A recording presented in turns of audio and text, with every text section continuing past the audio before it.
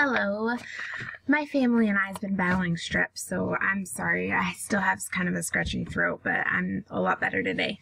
I am going to be presenting a presentation for faculty members and the principal of our school on the use of technology in the elementary classroom. And I have a Prezi that I will be showing you guys as well. And it is titled Technology in the Elementary Classroom. And I will be discussing important factors that technology can bring into the classroom and why it's important that they are in the classroom to teach students and to help the teacher as well. And I will also discuss the withdrawals of using technology in the elementary classroom. Interactive whiteboards was one of my first that I did research on, and they can go in any classroom. And I have used the interactive whiteboards, and I used it for the first time when I was substituting about a month ago, and I absolutely fell in love with it. It was easy.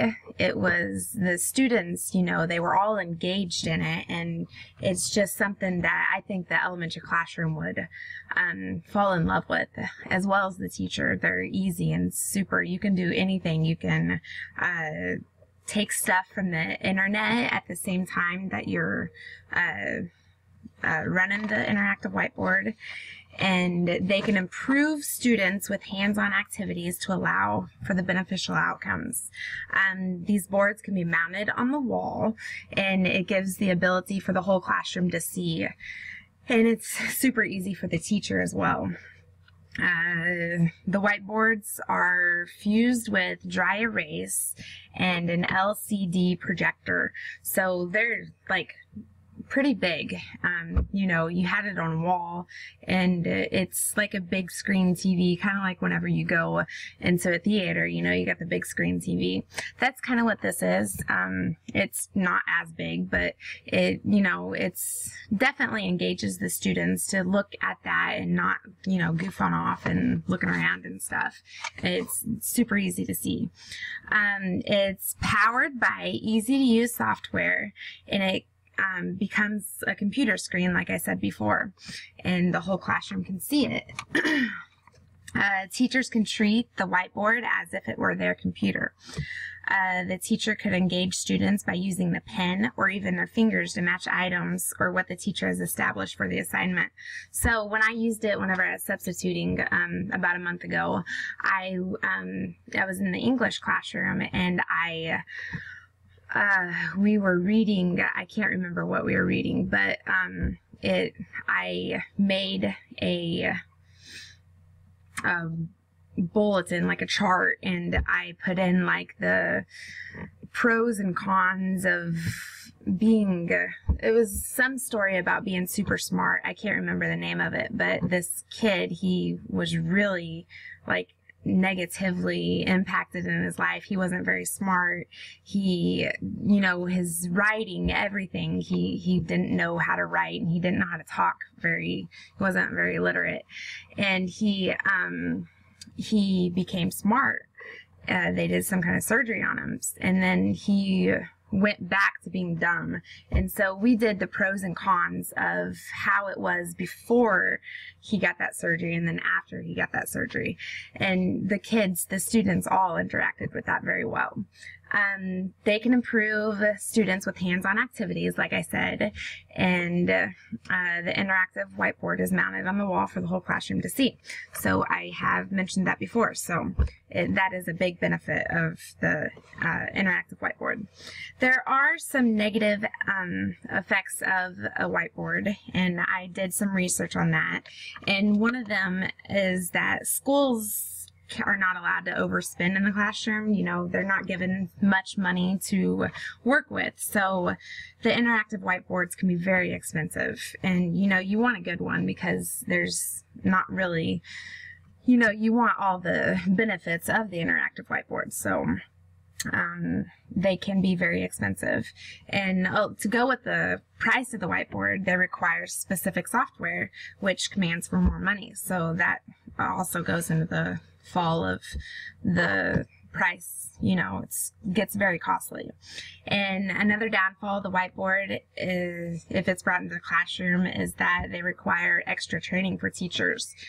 And teachers have a very crazy, hectic schedule, which I know this. I haven't seen I'm not a full-time teacher. I'm a substitute. But last month I worked every day mostly, besides the days that my kids were sick. And it gets kind of crazy. Teachers are constant. And for the extra training, along with the training that they have to do anyways, it's going to be hard to get the training for an interactive whiteboard to come in. So time is hard to find for a teacher. And another drawback of the interactive whiteboard is that they can be oversensitive or not sensitive enough. So, you can barely touch something and it may go, and then you can touch it, and it may not go anywhere. So, that gets to be kind of annoying. But I think that their interactive whiteboard, I think that all the positive things of the interactive whiteboard, they definitely stand above the drawbacks of the interactive whiteboard. So the next thing that I looked up on was mobile devices. And some schools believe that mobile devices being used in the classroom gives a more flexible approach to learning. I know that some schools, like our school that I subbed for, they ban cell phones. They don't even allow cell phones being brought into the classroom, which I can understand that, because they can be very, the students are more looking to text and Facebook and all that stuff over using it as an educational device. But the good things about them is that they offer touchscreen, and they're much more affordable, and they're versatile, motivating, and active learning tools. Some educators believe that mobile devices are promising for educational benefits. Whenever I was doing research on this, I seen that mobile devices are being brought into classrooms, and they're using them as early as preschool. And I've been substituting in the preschool quite a bit too. And I know that they have tablets and they have laptops that they use. And the laptops, the students, at the preschool age, some of the students, they have a hard time, touching and understanding how to get the mouse to go to certain spots to click on certain things. But other students, they understood exactly, how to run it, which, that's kind of crazy to me. But my 3-year-old at home, she can take my cell phone, and I bet she could buy something off the internet from it. It's so crazy how kids can catch on to stuff like that. Mobile devices would include smartphones, tablets, or iPads. They can be very easy for, because students are already used to that stuff, from home. So being brought into the classroom, they could, if that's integrated in your activities and stuff, they could be pretty educational. The pitfalls of the mobile device and learning environment would be, I read somewhere that there's not enough software programs to make mobile devices worthwhile, which I kind of find that hard to believe, because there's so many apps and stuff that you can, Google Apps or anything like that, it's pretty easy to find apps. So, but I did read that whenever I researched, and I think that, I'm not sure how much I believe that, but, another element to consider is that schools can limit the availability of troubling sites.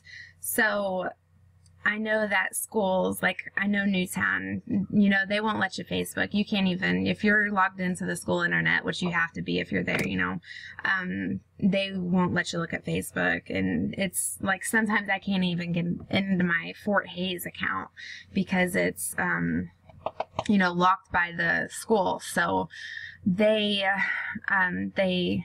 they try to lock all of that so you can't get into troubling sites, but sometimes you can venture past, because I know a lot of students that get into YouTube and they listen to music quite a bit in classes and stuff, and sometimes you can't lock all that stuff. So that is troubling, because students can get into unwanted sites. Along with the unwanted sites, mobile devices can be an immense distraction in the classroom, which that is a biggie. There's so much that students can get distracted by, and that's definitely a big one. Along with the unwanted sites, mobile devices can do social life instead of their assignments. So, like I said, like the distraction, that's a big downfall that mobile devices bring into the classroom. And they also bring a threat to children from predators and cyberbullying. I know that bullying is becoming a big factor in the classroom, and the mobile devices would definitely bring that threat immensely more into the classroom. So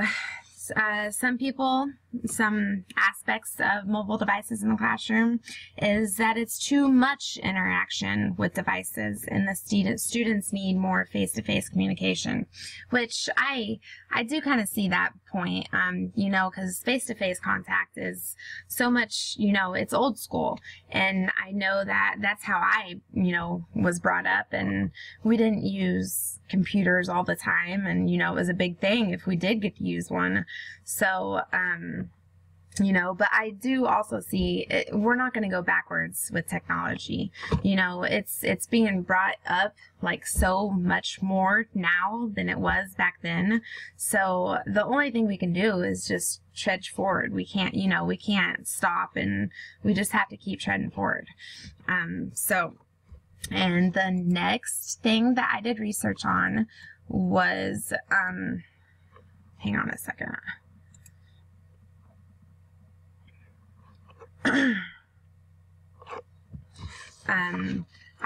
I just looked up the benefits of technology in the classroom, and there's a lot of benefits to using technology.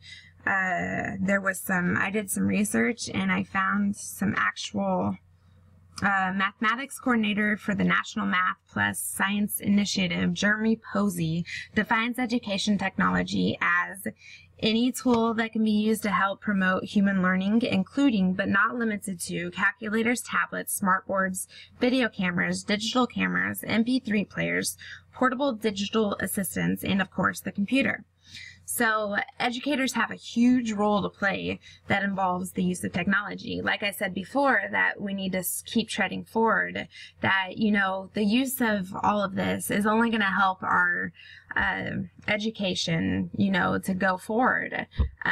Like I said, it's not going to go backwards, it's going to keep going forward. So with the more that educators bring this into the classroom, the more it's going to help students in the future to help them use this. So with the use of the technology, a classroom can provide a modern learning environment. There are tools that can assist teachers and students in the process, as well as provide an easier format and grading techniques. Technology can enhance a student's learning ability and engage the classroom in a contemporary fashion. Technology provided in the classroom will prepare students for a future that will profoundly be advanced in technology. Some of the benefits is the modern learning environment. Technology can improve cognitive, emotional, physical, sensory, and communication skills. And educators can engage students. So like I said, with the interactive whiteboard, that definitely engages students. And with the mobile devices, students know how to run that stuff. So, they're going to be more likely to want to participate in classroom activities if they can run what they know they're going to be working with. And a big benefit of technology in the classroom is it prepares students for their future. And it also enhances a student's learning ability. So I think that the benefits definitely outweigh the drawbacks, and there's always drawbacks and, stuff in the classroom and educators using it, but with everything, there's drawbacks. So I think that the benefits definitely outweigh the drawbacks. And I hope that I taught you a little bit on the benefits of technology in the elementary classroom. Thank you for listening.